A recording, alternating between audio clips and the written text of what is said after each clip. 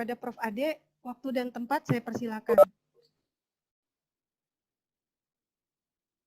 Baik, terima kasih Ibu Dian. Bismillahirrahmanirrahim. Assalamualaikum warahmatullahi wabarakatuh. Alhamdulillahirabbil alamin. Wassalatu wassalamu ala asrofil anbiya'i wal mursalin wa ala alihi wa ashabihi ajmain.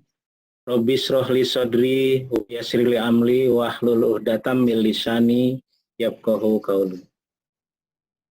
Yang pertama, narasumber webinar Bapak Haji Sandiaga Salahuddin Uno MBA yang insya Allah ini bisa meluangkan waktu untuk hadir memenuhi undangan kami ya, yaitu dari pimpinan SPS dan mahasiswa angkatan 42. Padahal kesibukan beliau sangat banyak, kalau orang Betawi mengatakan sangat bejibun gitu. Kemudian yang terhormat Bapak Moderator, sekaligus juga Ketua Program Studi Magister Manajemen, Bapak Dr. Haji Bambang Dwi Hartono MSI, yang begitu sigap menangkap tantangan saya untuk mengadakan kegiatan seminar. Saya sendiri ya terkaget-kaget tapi gembira gitu ya. Baru seminggu saya sampaikan di rapat pimpinan, Pak Dr. Bambang sudah mengajukan proposal kegiatan untuk hari ini. Walaupun sekali lagi ini sangat mendadak sekali. Gitu. Kemudian panitia dalam hal ini adalah host Ibu Rosdiana Ruwung ya SE.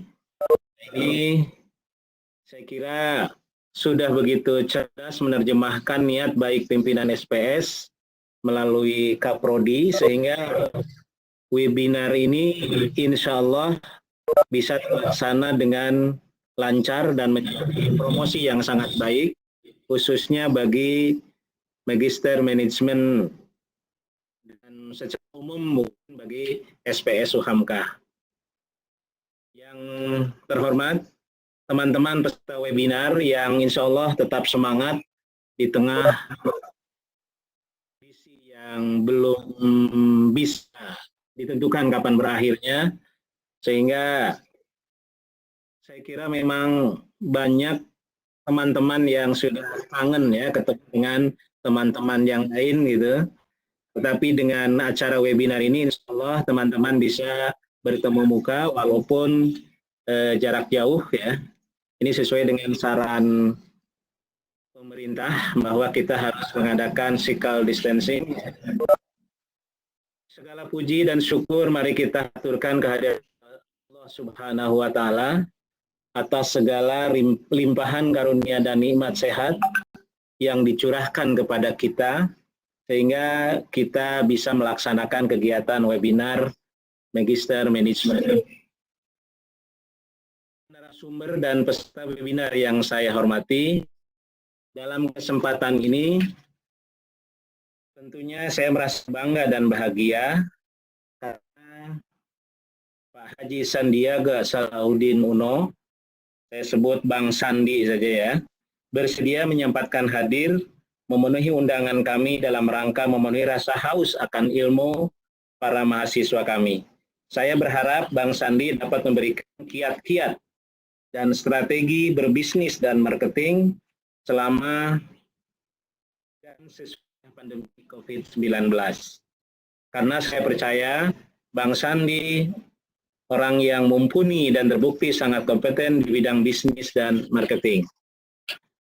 Catatan untuk Pak Kaprodi, Bapak Dr. Bambang, tolong ingatkan saya, karena Bang Sandi ini sudah lama masuk dalam radar bidikan saya untuk menjadi narasumber kuliah umum atau kuliah perdana di mahasiswa baru SPS UHAMKA. Insya Allah untuk semester Gasal 2020-2021 mendatang, kuliah perdana akan dilaksanakan di pertengahan bulan September 2020. Mudah-mudahan Bang Sandi bersedia hadir di kampus SPS UHAMKA untuk berbagi ilmu lanjutan. Amin ya Rabbal alamin. Ada 2 buah untuk teman-teman peserta webinar. Yang pertama ya, pergi ke pasar membeli senar. Jangan lupa membeli tomat.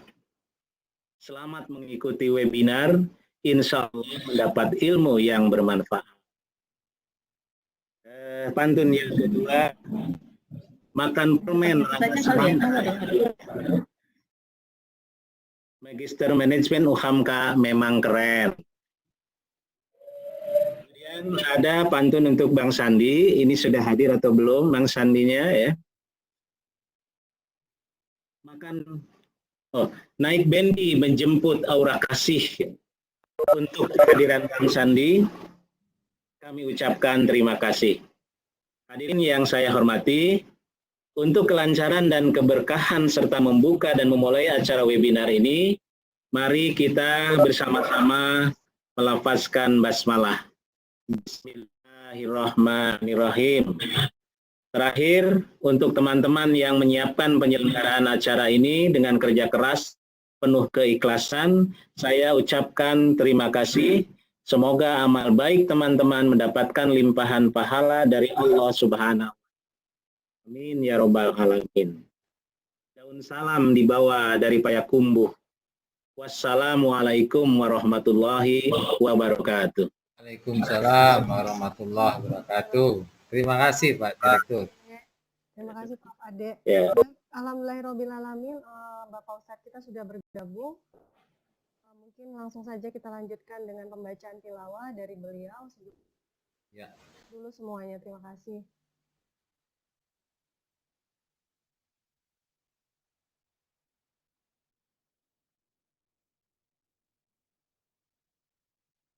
Assalamualaikum warahmatullahi wabarakatuh.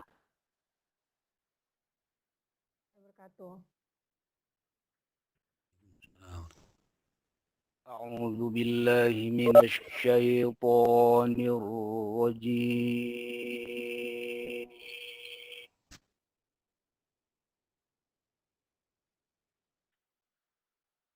Bismillahirrahmanirrahim.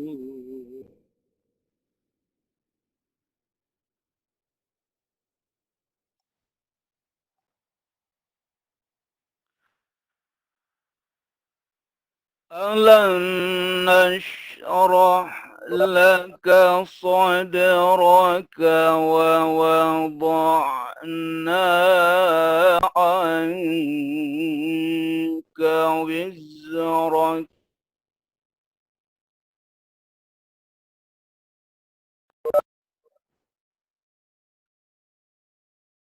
Alladzi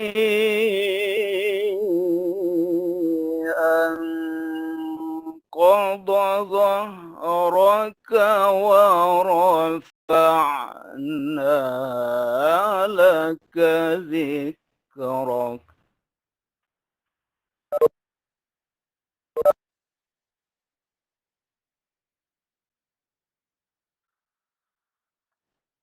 Alam nashrah laka sadraka wa wada'na anka wizrak.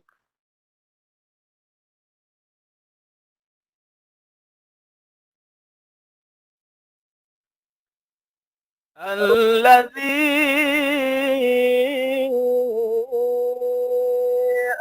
أنقض ظهرك ورفعنا لك ذكرك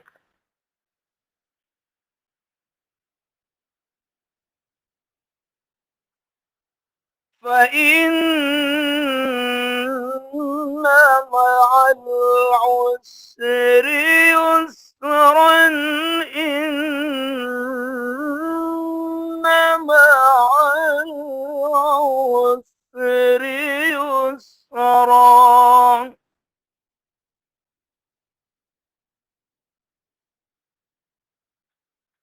فإن مع العسر يسرا إن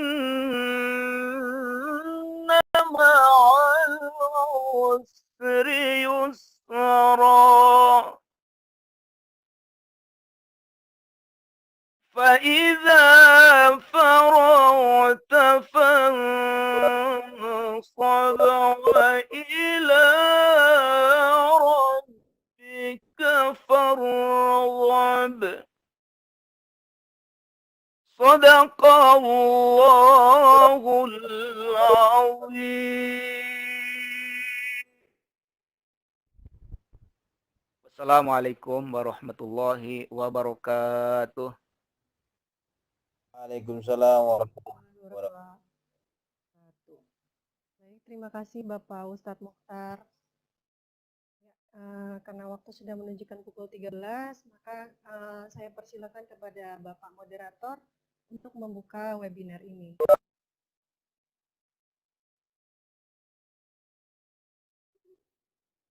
Assalamualaikum warahmatullahi wabarakatuh. Alhamdulillah wa syukurillah wa la haula wa la quwata illa billah amma ba'du. Tentunya kita sama-sama bersyukur kehadirat Allah Subhanahu wa taala bahwa rencana kita hari ini dikabulkan Allah untuk mengadakan seminar dan bisa terwujud mengundang Bang Sandi untuk memberikan pencerahannya di seminar ini. Kepada teman-teman semua, tentunya khususnya Pak Direktur Sekolah Pasca Sarjana yang saya hormati, terima kasih bisa membuka acara ini. Kemudian khususnya juga kepada Ustadz Mukhtar yang sudah membacakan tilawah, dan tentunya panitia, terutama host yang sudah bekerja sampai malam untuk menyiapkan acara ini. Kami semua mengucapkan terima kasih. Semoga keikhlasan teman-teman untuk hadir di sini, di majelis ilmu ini, ada yang dari Papua, ada yang dari Ambon, ada yang dari Kupang, ada juga yang dari Sulawesi sampai turun gunung karena tidak ada sinyal di gunung, jadi harus turun. Ada juga yang dari Palembang. Semoga keikhlasan semua yang hadir di sini di bulan suci yang penuh berkah ini menjadi amal yang berharga di mata Allah Subhanahu wa taala. Amin. Kepada khususnya narasumber sudah hadir Mbak Ros.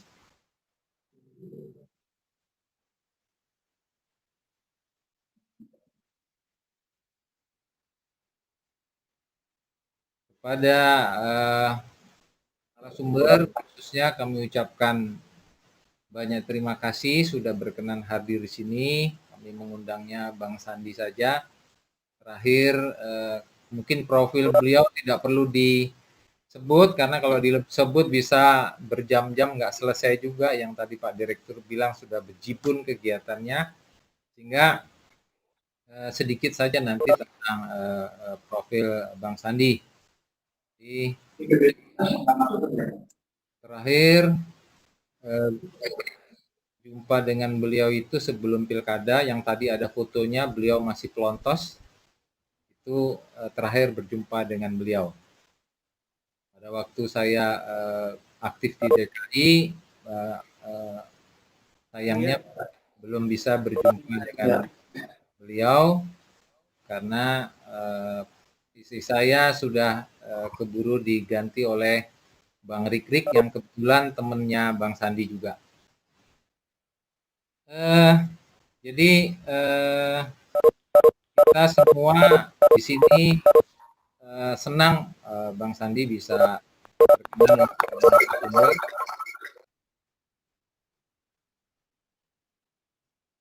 Saya bacakan dulu.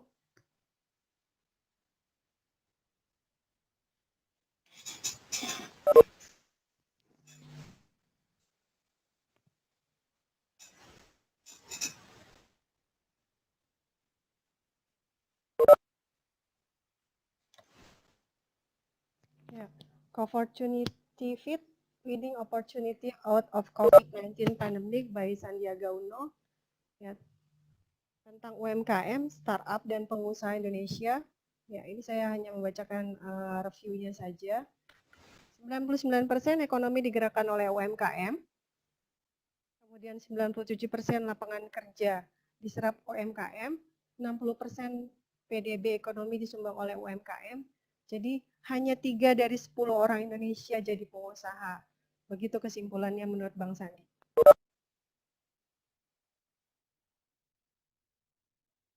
Indonesia punya jumlah anak muda yang besar dan populasi online Indonesia adalah yang 6 terbesar di dunia. Kurang dari 60% orang Indonesia tersambung ke internet, sebagian besar lewat handphone. Lebih besar di atas 60%. Pasar e-commerce kita terbesar se-ASEAN. Nilainya 21 miliar US dollar. Dan ini bergerak di bidang medical, biotech, digital, telekom, MOC, food, clean energy, legal. Mungkin gambaran grafiknya seperti ini. Ini adalah rangkuman materi yang nanti akan disampaikan beliau. Harap sabar menunggu. Bismillahirrahmanirrahim. Assalamualaikum warahmatullahi wabarakatuh. Waalaikumsalam warahmatullahi wabarakatuh. Datang Pak Sandiaga Uno. Alhamdulillah.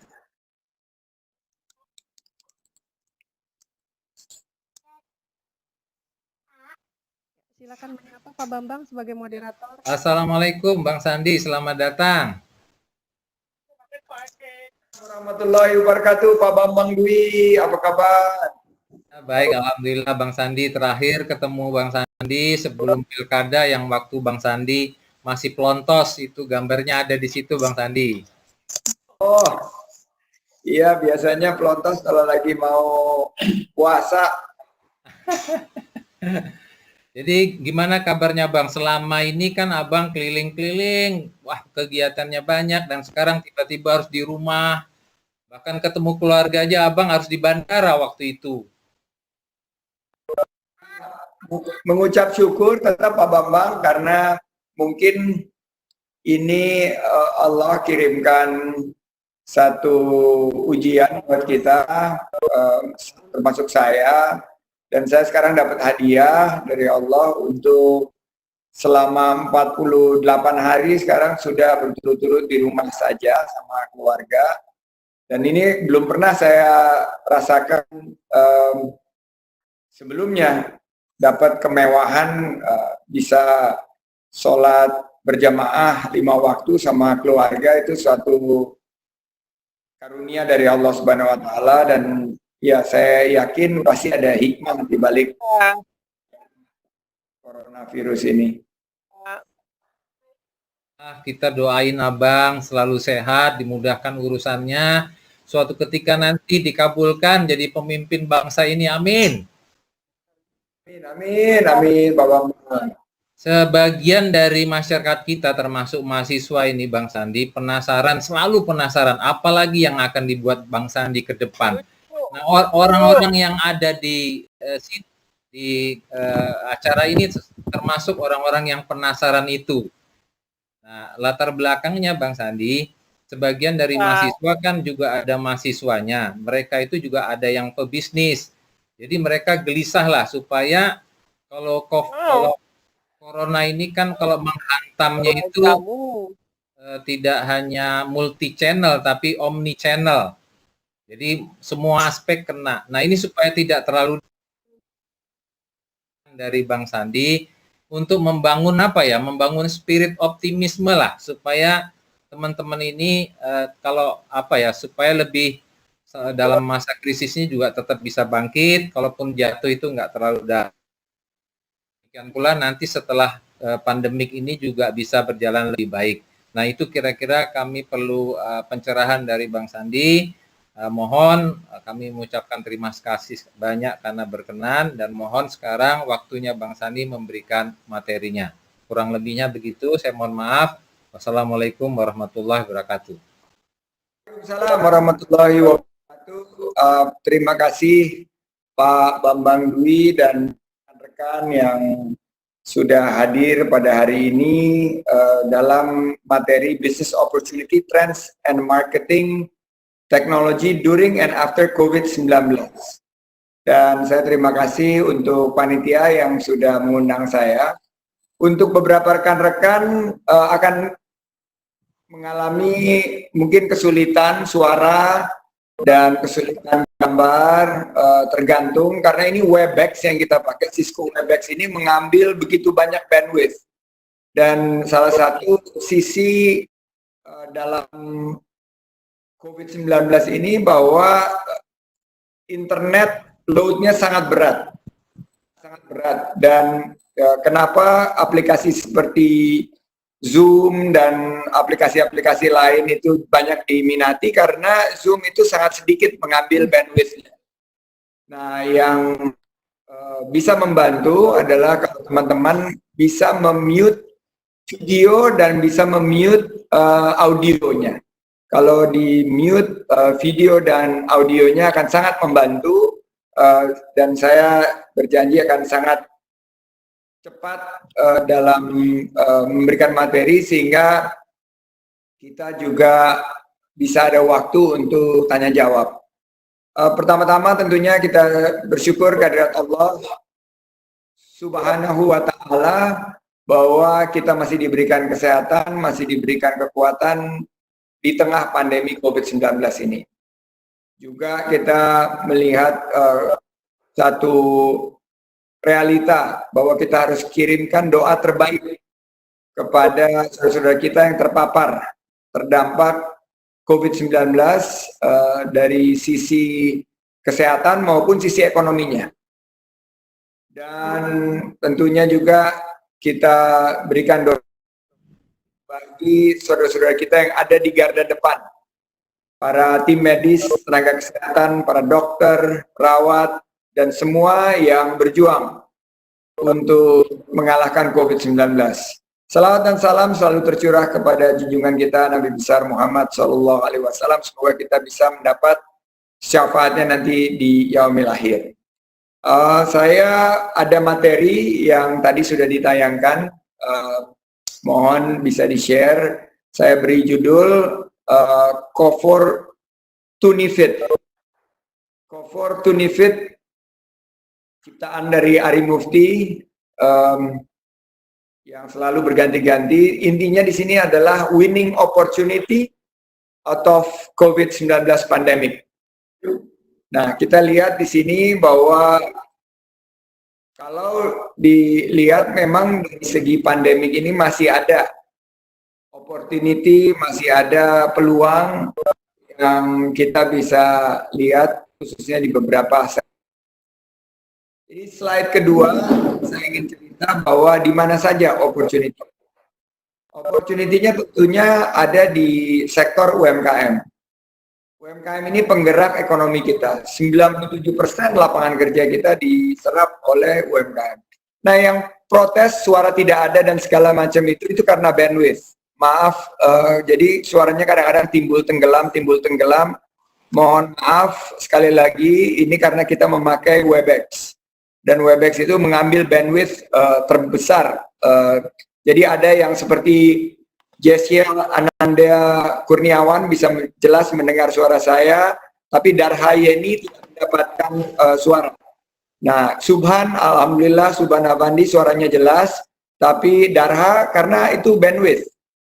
Jadi mohon sabar dan dicek keadaan bandwidth, dan tolong dilaporkan seperti Darha ini kesulitan dia, mungkin karena equipmentnya, gadgetnya. Kalau yang lain sudah jelas, alhamdulillah. Firman, terima kasih Firman.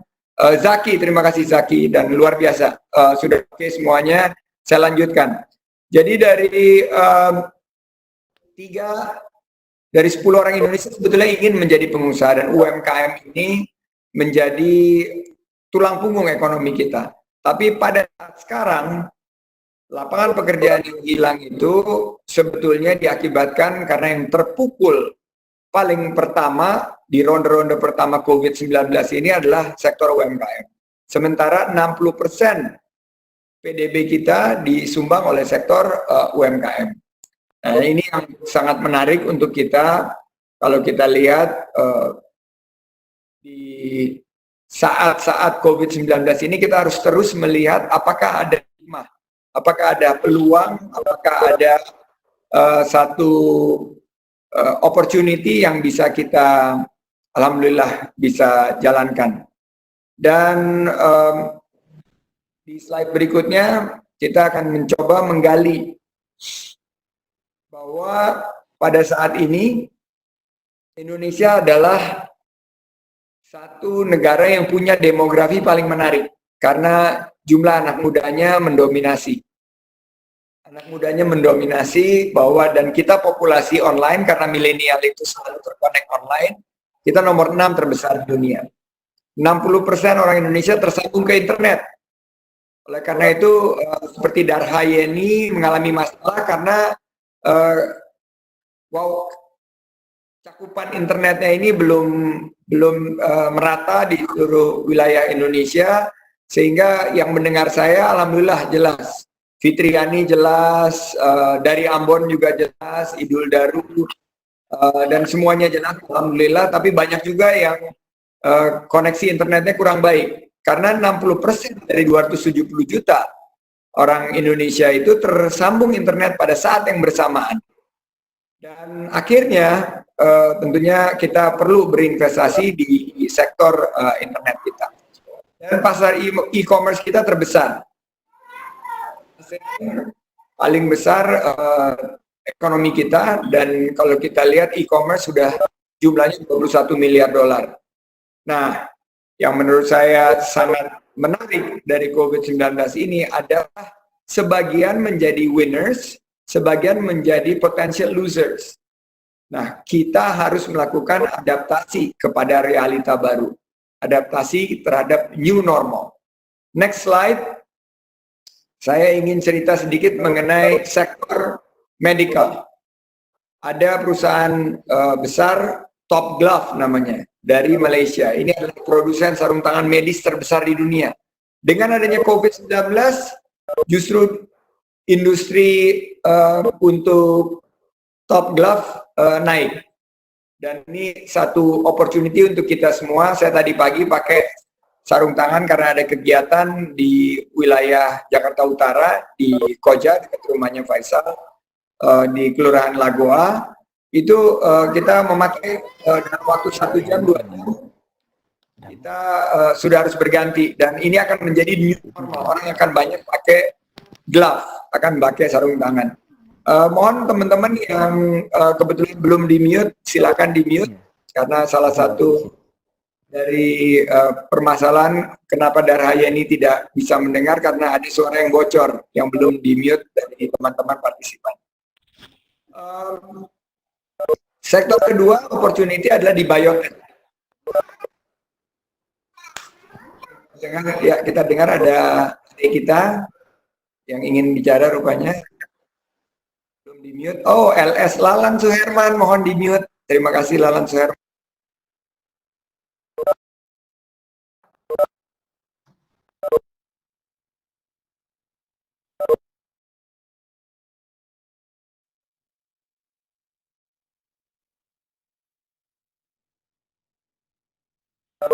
Luar biasa berkembangnya, bahwa kalau kita lihat ada perusahaan bernama Inovio. Inovio ini perusahaan biotech, nilai saham mereka telah meningkat lebih dari 2 kali lipat.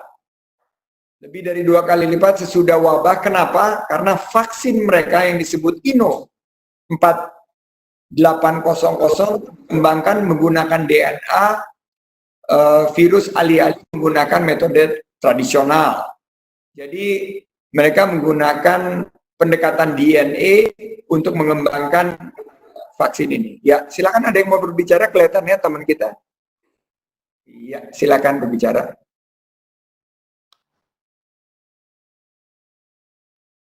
Mungkin bisa hostnya bisa mem-mute kali, karena kalau tidak sadar beliau dibantu di mute saja oleh host.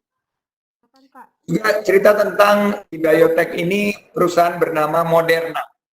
Moderna sangat meningkat 42% ketika mereka mengumumkan pengiriman vaksin eksperimental melawan virus corona ke National Institute of Allergy and Infectious Disease di Amerika Serikat untuk uji coba klinis terhadap manusia. Berarti ternyata ada beberapa sektor yang justru berkembang setelah COVID-19 ini. Ini yang saya sebut sebagai realita baru. Jadi bukan hanya produk sekarang lagi berkembang, ini ada masker, saya baru terima dari pengusaha UMKM. Ya, ini sekarang diproduksi harganya Faisal dengan Magdel sekitar Rp6.000 per maskernya. Ini merupakan hasil besutan UMKM. Jadi ini juga alhamdulillah menjadi satu pendekatan. Dan di sektor biotech, kami di Relawan Indonesia Bersatu sekarang mengembangkan konsep triple T. Triple T. T-nya ini adalah test, trace, dan treat. Tesnya ini kita perlu rapid test, kita perlu PCR based test. Trackingnya menggunakan inovasi dan teknologi untuk memetakan penyebaran dan pelacakan dari masyarakat yang terkena. Oh iya, masih ada yang ingin bicara rupanya ya. Ibu Rosdiana mungkin sebagai host bisa melakukan Yang saya cek, Pak. mute kepada teman-teman, kasihan kepada yang lain tidak bisa mendengar. Yang dicek.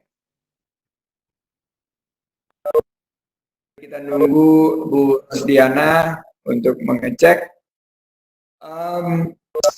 Kita melakukan kemarin 3.200 lebih testing melalui metode rapid test, di mana sekitar 1% yang terdampak coronavirus segera dirawat di rumah sakit darurat COVID-19.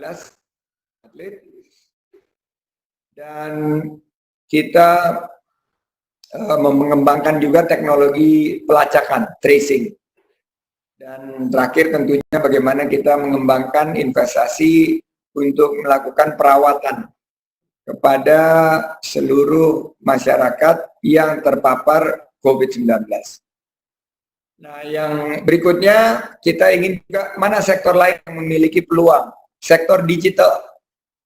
Jadi kalau kita lihat digital ini akan berkembang, fintech, broadband, traffic sangat dibutuhkan.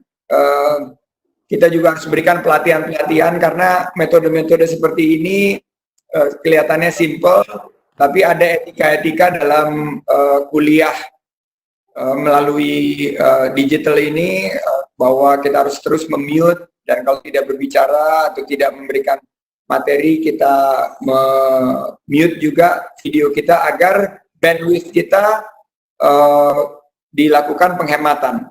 Karena broadband traffic kita ternyata naik lebih dari 40% setelah work from home. Nah, ini ada satu perusahaan yang saya ingin share, namanya Teladoc. Ini layanannya adalah menghubungkan dokter dengan pasien secara online, secara daring. Sahamnya meningkat 10% minggu ini dan 50% dalam tahun ini. Menunjukkan juga bahwa dalam keadaan COVID-19, realita baru, kalau kita sakit, kita tidak akan dengan mudahnya datang ke klinik atau rumah sakit karena kita takut tertular. Tapi bagaimana caranya? Akhirnya aplikasi seperti Halodoc, Teladoc, maupun aplikasi online lainnya untuk menanyakan apa yang bisa kita konsultasi dengan dokter itu sekarang menjadi pilihan utama. Berikutnya sektor teleconferencing. Nah, online meeting seperti Webex ini. Silakan. Di slide berikutnya, Bu Ros. Slide berikutnya, saya ingin cerita, kita udah banyak dengar. Kenapa Zoom, kita sekarang pakai Cisco Webex Meeting. Ini ternyata sulit, karena di Cisco Webex Meeting ini banyak yang bisa untuk melakukan meeting. Apalagi orang-orang yang baru di sangat mudah. Terus itu bisa all mute dan sebenarnya bisa dikontrol oleh host. Kalau di Webex selain bagus walaupun security-nya bagus, tapi Webex ini mengambil bandwidth yang sangat berat. Nah, ini yang Zoom bisa kasih solusi. Zoom bisa memberikan solusi bahwa bandwidth-nya itu sangat rendah dan sangat memudahkan untuk host itu mengatur. Sehingga kualitas dari teleconference atau video conference dan online meeting kita bisa lebih prima, bisa lebih sempurna. Nah, inilah berlomba-lomba. Cisco sebetulnya lebih dulu daripada. Nah, ini terlihat lagi kan, ada lagi yang tembus, lupa mute, akhirnya mengganggu. Nah, ini kalau di Zoom sangat mudah. Hostnya tinggal memute saja. Kalau Webex ini memang karena dulu diarahkan bukan untuk Webex ini sepertinya premium. Kalau mobil, Cisco Webex ini adalah Mercedes dari teleconference, karena biasanya dipakai bukan untuk pengajaran, dipakai untuk corporate meetings, di mana kita semua sudah disiplin dalam menggunakan teleconference dan sudah sangat terbiasa.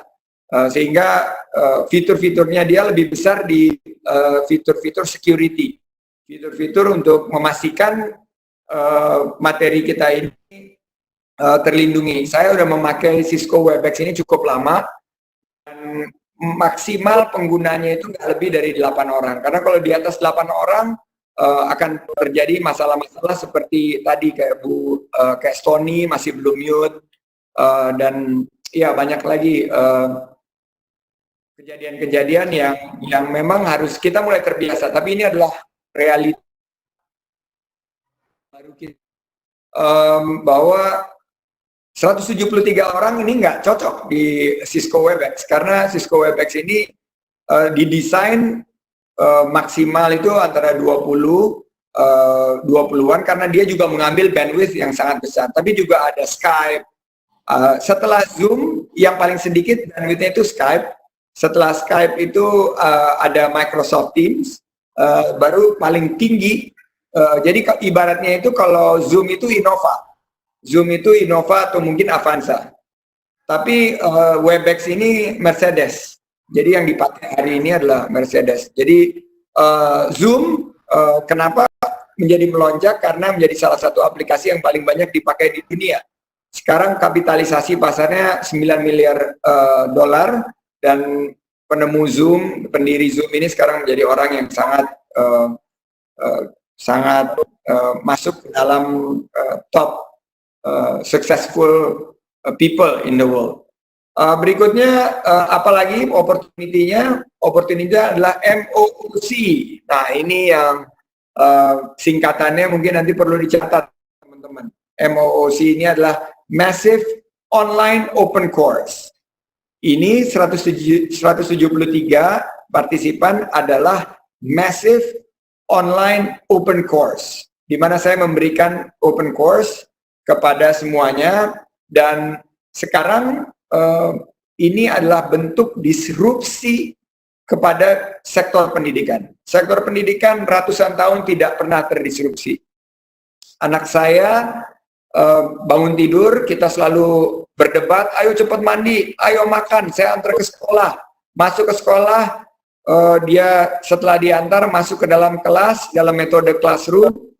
Setelah itu break makan siang, sekolah lagi, baru dijemput setelah jam 2, pulang ke rumah, ada pelajaran lagi untuk sendiri, bikin PR, terus habis itu besok sekolah lagi. Sekarang terdisrupsi dengan massive online open course.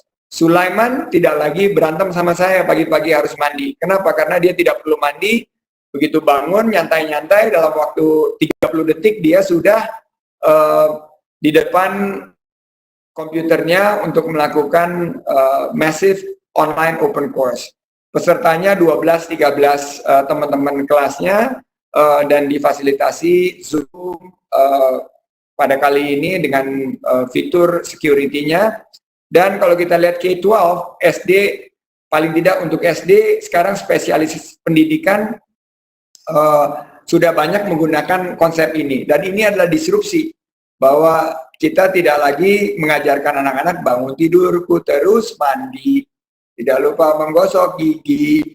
Tapi sekarang bangun tidurku terus online, tidak lupa mengupdate status, seperti itu. Jadi ini adalah bentuk dari disrupsi dan peluang yang ada di depan kita. Sebuah perusahaan K-12, ini adalah spesialis pendidikan online untuk anak-anak. Bisa dicek K-12 itu, minggu lalu saham mereka melonjak 19%. Dan di sini yang lagi hits banget, yang lagi ngetren namanya Ruang Guru, Skills Academy. Ya sekarang banyak bicara karena dikaitkan dengan kartu prakerja, tapi konsep mereka sama, bahwa mereka adalah massive online open course. Saya sendiri bersama beberapa rekan-rekan menggagas namanya Rumah Siap Kerja. Rumah Siap Kerja ini adalah mendidik masyarakat, anak-anak muda khususnya untuk menyiapkan mereka masuk ke dalam bursa lapangan kerja melalui pendidikan vokasi atau pendidikan keterampilan skill online dan offline. Jadi ini yang sekarang kita kembangkan Rumah Siap Kerja. Saya melihat bahwa itulah update-update yang sangat menarik. Berikutnya adalah food. Food ini juga menarik karena sekarang frozen food. Saya baru ketemu Ibu Jasmine. Ibu Jasmine ini adalah entrepreneur yang menggagas mendirikan Pawon Selera. Setelah COVID-19, permintaan dia 2 kali lipat. Sekarang masyarakat beralih untuk mendapatkan makanan segar, makanan yang sehat, tapi frozen. Jadi mereka tidak perlu meracik sendiri, mereka tinggal beli, ditaruh bisa sampai 6 bulan di freezer. Yang mereka lakukan tinggal keluarkan dan dipanasi atau di microwave atau di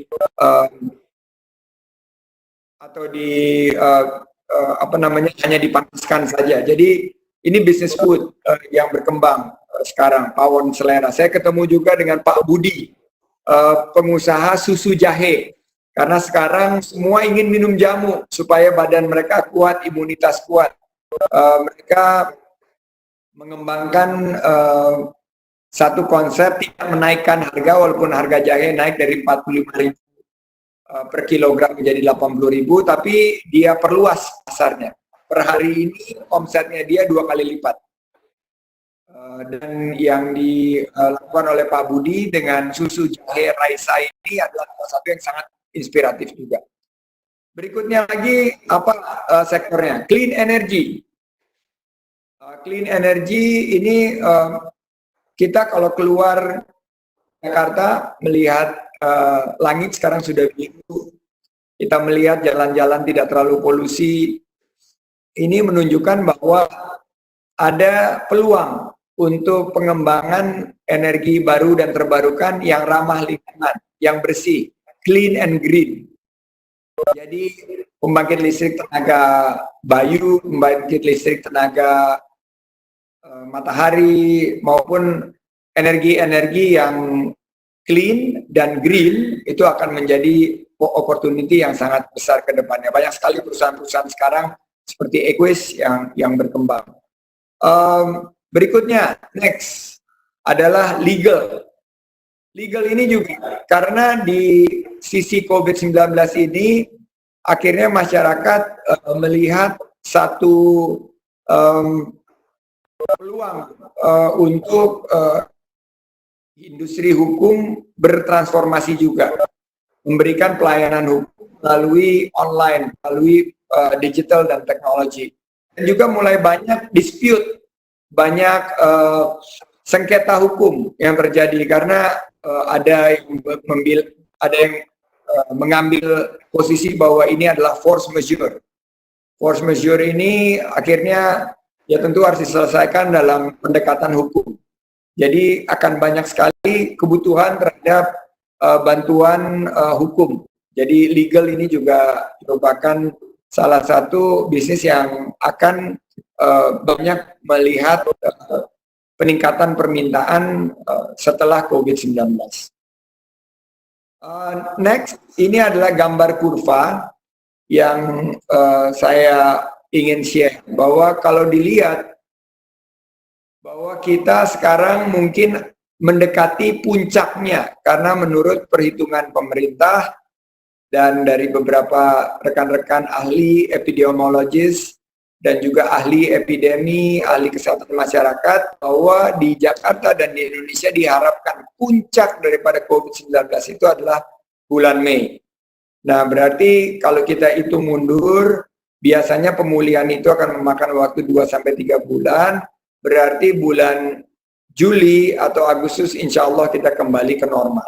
Dan setelah kita kembali ke normal, inilah sektor-sektor yang akan menjadi potential winners. Medical, telecom, tadi MOOC, digital, food, biotech, legal, clean energy. Saya tambahkan juga ya consumer goods seperti hand sanitizers, seperti juga beberapa usaha, tadi saya mention sarung tangan, juga cairan disinfektan, dan banyak sekali pendekatan-pendekatan kepada peningkatan kebersihan diri kita sendiri. Juga di nanti termogan itu akan menjadi keharusan setiap orang masuk ke fasilitas umum, pasti akan ditermogan. Jadi akan naik juga permintaan terhadap termogan. Demikian akhir dari presentasi saya. Di slide terakhir saya ingin mengajak kita semua untuk terus berolahraga. Karena di rumah saja bukan hanya olahraga di kamar, tapi olahraga harus juga kita mendapatkan sinar matahari. Dengan berolahraga rutin 30 menit per hari, insya Allah bukan hanya imunitas tubuh kita meningkat, kita juga akan dapat zat endorfin untuk membuat kita lebih positif dan optimis menghadapi masa depan. Terima kasih atas kesempatannya. Saya kembalikan kepada host Ibu Rosdiana. Bila taufik walhidayah, wassalamualaikum warahmatullahi wabarakatuh. Waalaikumsalam warahmatullahi wabarakatuh. Terima kasih Pak, sudah ada beberapa pertanyaan. Silakan Pak Bambang sudah share pertanyaannya di chat. Baik, jadi Bang Sandi, teman-teman ini di tatap muka di kelas mendapatkan konsep-konsep seperti design thinking, customer development, discovery cover. Ini cocok sekali dengan yang Bang Sandi ceritakan, karena design thinking itu adalah mendesain ulang sesuatu menjadi solusi. Mudah-mudahan teman-teman semua yang sudah mendapatkan konsep-konsep ini tercerahkan. Demikian pula konsep customer development itu juga mengutamakan bagaimana keluar gedung untuk menemukan ide-ide baru yang sesuai dengan kondisi saat ini. Jadi menarik sekali. Ada beberapa pertanyaan. Pertanyaan dari Bapak Rahmat Syukur Hulu, di beberapa sektor saat ini pebisnis merubah fokus produknya dan memproduksi kebutuhan yang relevan dengan keadaan sekarang. Bahkan ada pebisnis baru yang memproduksi masker, hand sanitizer, APD, dan sebagainya dalam skala besar. Bagaimana nasib pebisnis baru tersebut setelah COVID-19? Cepat sekali Pak. Dan kalau kita nggak safe, memang akan naik terus. Kita bisa kejar ke atas dengan di tombolnya sebelah kanan Pak Bambang. Bapak bisa klik ke kanannya itu, bisa tangkap pertanyaannya. Tapi terima kasih Bu Ros. Saya percaya bahwa new normal ini akan bersama kita setelah COVID-19. Saya lihat pemakaian masker ini akan menjadi bukan lagi optional, tapi menjadi recommended untuk kita paling tidak 2-3 tahun ke depan. Jadi permintaannya akan terus cukup meningkat, dan juga hand sanitizer apalagi akan cuci tangan lebih rutin, kita akan memastikan bukan hanya bakteri tapi virus juga tidak menghampiri kita. Sama seperti dulu, kalau ada yang masih ingat, seumur saya mungkin ya, yang kolonial ya, bukan milenial ya. Kalau ke airport dulu kita bisa masuk sampai dekat pesawat. Dulu seperti itu, sampai terjadi beberapa ancaman teroris, sehingga akhirnya kita tidak bisa lagi mengantar sampai ke dalam, diperiksa barang bawaan kita dan lain sebagainya. Itu adalah konsekuensi dari peningkatan keamanan. Nah, peningkatan keamanan post COVID-19 juga akan seperti itu. Kita akan memastikan APD untuk para petugas medis maupun yang harus berhadapan dengan langsung dengan potensi penularan COVID-19 ini, ya bisa akan meningkat terus permintaannya ke depan. Terima kasih, Bu Ros. Saya mute lagi dan video dan audionya. Pertanyaan berikutnya, Pak.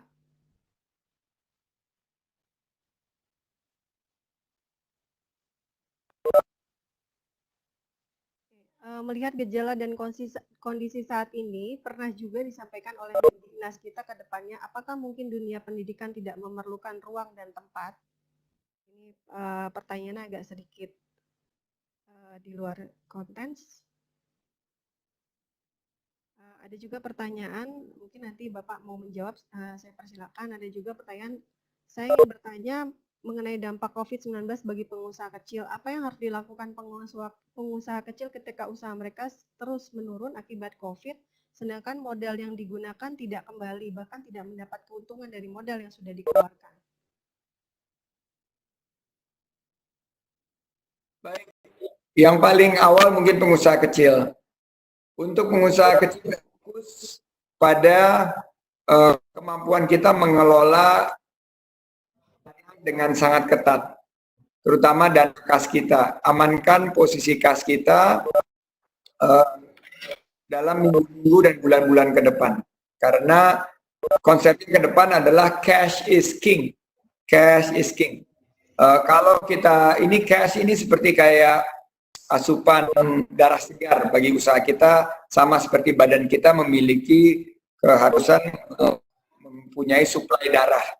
Jadi untuk pengusaha kecil, amankan dulu kas, tunda pengeluaran yang tidak terlalu perlu, tunda pengeluaran yang bisa di jadwal ulang, tunggu beberapa program pemerintah yang akan segera turun untuk membantu usaha kecil, seperti penundaan pembayaran pajak, penundaan pembayaran listrik, penundaan pembayaran bil tagihan telepon dan lain sebagainya. Kedua, adaptasi kepada new normal, adaptasi kepada sebuah realita baru, bahwa pengusaha kecil ini ya harus mengadopsi teknologi. Kalau tidak, dia tidak akan mungkin bisa bersaing. Jadi banyak sekali teman-teman.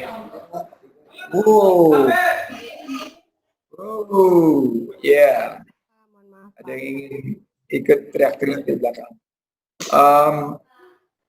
Adalah yang menurut saya kemampuan beradaptasi itu juga sangat tergantung kepada kita bagaimana berinovasi. Tadi ada yang nanya skill apa yang perlu ditingkatkan. Ya, skill yang perlu ditingkatkan adalah skill inovasi. Kita harus berinovasi untuk beradaptasi dengan keadaan realita yang baru. Tadi saya sudah jelaskan beberapa sektor yang akan menjadi potensial winners. Ketiga, kita harus bertahan melalui ekosistem. Saya percaya ekonomi berbasis silaturahim, bahwa di balik silaturahim pasti ada rezekinya, Allah janjikan. Jadi kita membangun silaturahim. Hari ini pengikut daripada lecture ini mungkin 120, 130, kita bangun. Ini jadi salah satu landasan kita untuk membangun berbasis yang mengedepankan kebersamaan, kekeluargaan, dan berasaskan keadilan. Ini adalah satu wacana fenomena baru post COVID-19. pertumbuhan ekonomi yang terus-menerus berkembang tanpa memperlihatkan aspek dan azas kebersamaan, keadilan, dan kekeluargaannya ini terbukti bahwa pas saat COVID-19 ini kita saling harus gotong royong, dan itulah nilai luhur bangsa kita. Dan saya yakin usaha kecil mudah-mudahan jika kita disiplin COVID-19 ini kita bisa pastikan bahwa COVID-19 kita kalahkan dari muka bumi. Terima kasih Pak. Oke, pertanyaan berikutnya adalah saya hendak bertanya kepada Pak Sadi dari penjelasan beliau, berarti pada era disruptif ditambah dengan adanya pandemik, satu-satunya penolong bisnis adalah platform digital. Ya, saya ulangin Pak, dari penjelasan Bapak, berarti era disruptif ditambah dengan adanya pandemik, satu-satunya penolong bisnis adalah platform digital. Sementara tidak semua pengusaha UMKM memiliki gadget HP maupun laptop. Bagaimana caranya orang-orang dengan keterbatasan ini bisa ikut pelatihan digital? Terima kasih. Tentunya pelatihan digital, tapi saya nggak percaya bahwa satu-satunya bisnis yang bisa survive adalah bisnis digital. Tapi yang bisa membantu kita untuk survive setiap usaha ini adalah beradaptasi, melakukan transformasi, mereka mengadopsi revolusi industri 4.0. Dan saya yakin inilah tugas kita semua melakukan pelatihan dan pendampingan. Kebetulan di gerakan OKOC yang kami gagas, sekarang sudah ada 380.000 pesertanya. Salah satu pelatihan yang paling diminati oleh para pengusaha pemula ini adalah pelatihan di bidang transformasi digital. Nah ini ada, iya suaranya Mbak Ros kecil, betul Pak Hasanuddin. Saya juga harus mendekatkan kuping saya ke sini. Tapi ini banyak pertanyaan menarik-menarik nih Mbak Ros, daripada susah saya bacain aja ya. Pak Nugroho, langkah tepat bagi generasi muda, kaya ide dan lain sebagainya. Ya betul sekali Pak. Kampus libur dan lain sebagainya ini adalah satu kesempatan kita menampung mahasiswa yang sebetulnya ingin berwirausaha, menjadi entrepreneurs. 55% dari millennials ingin menjadi entrepreneurs, Pak Nugroho. Jadi kenapa nggak kita arahkan millennials ini untuk menjadi entrepreneurs? WHO, Pak Masuri menyatakan bahwa akan ada krisis ekonomi global. Betul, WHO itu, dan akan ada krisis pangan. Sekarang juga terprediksi. Oleh karena itu kita fokus, tadi saya bilang, di bisnis tentang pangan. Jadi Indonesia kaya raya. Negara ini kaya raya dari segi tanahnya yang subur, petaninya yang rajin-rajin. Ayo kita gunakan kesempatan ini untuk membangun ketahanan pangan kita. Siapa lagi yang tanya? Oh Pak, ini dari Lutfi, UMKM yang sustainable. Tadi saya sudah sampaikan beberapa dan bagaimana dana yang tidak begitu besar. Bikin masker, salah satu cara untuk UMKM. Fadil, ini ada yang bertanya. Fadil, Profesor, sebagai orang tua, gimana nanti pendidikan tidak akan balik ke totally normal? Ya sudah, kita harus membiasakan diri. Guru-guru bagaimana? Guru-guru juga beradaptasi, bagaimana mengajar tetap bisa berinteraksi dengan sistem online ini. Ayo sekarang saya dari 170 ingin tanya kepada teman-teman dukungannya. Tulis di chat, lawan COVID-19.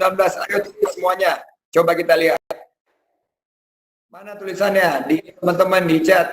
Lawan COVID-19. Terima kasih. Bu Hupron, terima kasih. Wow, lihat tuh langsung. Ini adalah bentuk interaksi kita dengan masyarakat. Nah, guru harus mampu untuk menangkap kemampuan ini. Lihat tuh di chatnya. Wow, lawan COVID-19. Lawan COVID-19.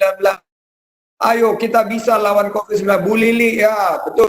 Hoirul tadi yang belum mute sudah lawan COVID-19. Diamini. Ya juga dari Sorong, terima kasih. Lawan COVID. Pak Muas, terima kasih. Juga Safira, wah, alhamdulillah. Nah nanti yang udah bertanya depan di paste lagi. Oke, stop sekarang. Stop. COVID lawan COVID-19. Tolong di paste yang pertanyaan, di copy pertanyaan yang tadi sudah ketutup, dibalikin lagi ke sini. Tanyakan. Silakan Bu Ros. Bagaimana di Papua bergabung program OKOC? www.okoc.net. insya Allah kita akan bantu untuk mengarahkan kepada program OKUC terdekat. Khairul Wildan, investasi apa saja yang di pasar modal? Wah, ini kayaknya senang beli modal. Saya fokus kalau di pasar modal dengan perusahaan-perusahaan yang memiliki fundamental kuat. Perbankan misalnya yang memiliki juga digital yang kuat seperti BCA, saya suka investasi di saham BCA, investasi di saham Unilever. Unilever ini banyak memproduksi hand sanitizer dan lain sebagainya. Apalagi pertanyaan prospek luar biasa, Pak Teguh. Prospek bisnis pertanian luar biasa. Mengembangkan proses bisnis pertanian kita. Invest apa musim COVID seperti ini? Hati-hati dalam berinvestasi karena pasar bergejolak. Cari investasi yang aman, yang tetap bisa menghadirkan bukan hanya tingkat volatilitas yang rendah, tapi kemampuan untuk membayar yield yang menarik. Lulu bertanya, bagaimana pengusaha kecil pedagang pos pasar konvensional hanya mempunyai modal kecil, ekonomi berbasis silaturahim, kita beradaptasi, kita berjejaring. Kazini, bagaimana nasib coffee shop? Tenang, coffee shop insya Allah kalau dengan digital kuliner akan kembali. Karena walaupun di rumah aja kita tetap minum kopi. Muas tadi, apa pertanyaannya Muas? Kartu prakerja harus dipersiapkan untuk buruh. Betul, setuju sekali. Harus dipersiapkan untuk semua. Ginatri 29, tepat UMKM strateginya apa di tengah wabah? Yang sekarang COVID sama pertanyaannya, solusinya juga sudah saya sampaikan tadi. Self disruption, urus tadi copy and paste, pengusaha warung makan di tengah wabah. Bagaimana self disrupsi? Saya bilang bahwa mereka harus mampu untuk menciptakan pasarnya sendiri. Ya, jadi terima kasih, banyak sekali pertanyaan dari teman-teman di sini dari Maluku, Ambon juga, dampak COVID-19 terhadap ekonomi kerakyatan. Sedih sekali Pak, ekonomi kerakyatan banyak sekali yang di PHK. Saya baru saja datang dari Kelurahan Lagoa membantu saudara-saudara kita yang baru saja dirumahkan dan di PHK tidak mendapatkan penghasilan. Jadi kita harus saling membantu. Bisnis sunat di rumah. Ini pertanyaan menarik dari Syarif Kurniawan. Bisnis sunat masih tetap diperlukan sunat dan karena sunat belum bisa kita sunat sendiri. Jadi masih dengan protokol COVID saya rasa cukup menarik itu bisnis melakukan sunat di rumah. Berikutnya Tatang, kumaha juragan, solusi atasi UMKM yang terdampak COVID di bidang furniture. Semua kembali kepada pendekatan digital. Tetap orang akan membeli furniture, tapi kita harus punya showroom online. Kita juga harus bisa memberikan seperti IKEA itu untuk melakukan assembly daripada produk-produk furniture tersebut. Demikian Bu Ros, saya kembalikan. Terima kasih Pak Sandi. Alhamdulillah karena waktu sudah hampir dengan jam 14, saya berikan kepada Pak Bambang untuk membuat kesimpulan atau resume dari pertanyaan yang ada. Karena begitu banyak pertanyaan, tapi karena waktu jualan yang membatasi kita dan harus ada kegiatan lain yang dihadiri, silakan Pak Bambang. Alhamdulillah, luar biasa. Terima kasih pencerahannya. Nah, skillnya harus yang pertama adalah inovasi. Kalau orang main basket itu ibaratnya apa Bang Sandi? Pivot. Jadi kalau dalam situasi yang memang untuk sesuatu yang berbeda, maka pengusaha harus berinovasi untuk segera pivot, melakukan pergerakan atau mengubah produk atau usaha bisnisnya sesuai dengan kebutuhan dan keinginan konsumen. Kemudian yang kedua, supaya survive tadi, ya kuncinya adalah beradaptasi, melakukan transformasi, karena secara design thinking menemukan sesuatu yang baru tapi menjadi solusi, jadi tapi has value buat konsumen. Nah, ini beberapa yang bisa saya simpulkan. Mudah-mudahan sependapat Bang Sandi dengan kesimpulan ini. terima kasih sudah memberikan pencerahan yang luar biasa buat teman-teman. Kira-kira itu. Warahmatullahi wabarakatuh. Salam, terima kasih, dan sekali lagi saya ucapkan sukses untuk semua teman-teman yang sudah berpartisipasi. Pak Bambang Dwi, jempol untuk Pak Bambang Dwi, dan juga Bu host, Bu Rostiana, dan mohon maaf bagi teman-teman yang pertanyaan yang belum terjawab. Terus tune in di sosial media saya di @sandiguno, Instagram, Facebook, YouTube, podcast, dan juga Twitter. Terima kasih sekali lagi. Billahi taufiq wal hidayah. Fastabiqul khairat. Wassalamualaikum warahmatullahi wabarakatuh.